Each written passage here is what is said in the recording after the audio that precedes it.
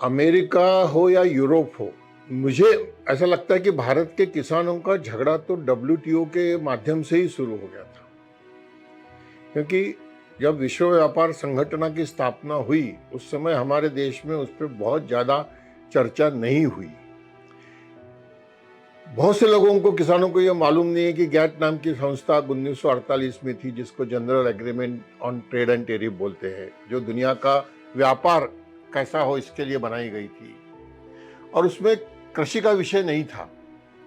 ये विषय जो आया कृषि का गैट में, वो 1986 में आया, उरुग्वे में जब चर्चा शुरू हुई। और उस समय इस गैट के अध्यक्ष थे डंकेल। सबसे पहले तो ये मुद्दा है किसानों को समझने का कि 86 में ये गैट की संस्था शुरू हुई, चर्चा शुरू हुई, जो 1948 की संस्था थी। और पहली बार उसमें कृषि का विषय चर्चा का आया 1986 में।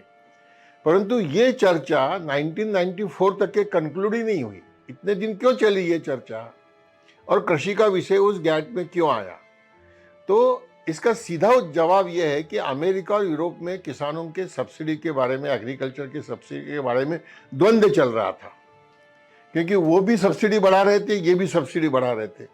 फ्रांस में गेहूं का उत्पादन बढ़ रहा था, तो अमेरिका में भी गेहूं का उत्पादन था। अब दुनिया को कौन गेहूं देगा, ये इनकी दोनों की आपस में की लड़ाई थी। अब दोनों ने ये सोचा कि हम इस तरह से सब्सिडी बढ़ाते रहेंगे तो कैसा चलेगा, तो कहीं बैठ के बात करनी चाहिए। और इसलिए ये सब्सिडी को रेगुलराइज करने के लिए गैट में कृषि का विषय आया।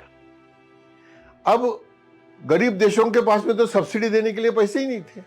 इन दोनों के झगड़े में हम लोग वहां रहे, पर हमारे देशों में कभी सरकार ने पूछा नहीं कि गैट में क्या है, क्या होने वाला है, डंकेल ड्राफ्ट क्या है, एग्रीमेंट ऑन एग्रीकल्चर क्या बनने जा रहा है, अमेरिका की, यूरोप के किसानों को सब्सिडी क्या है। चर्चा कभी हुई अपने देश में?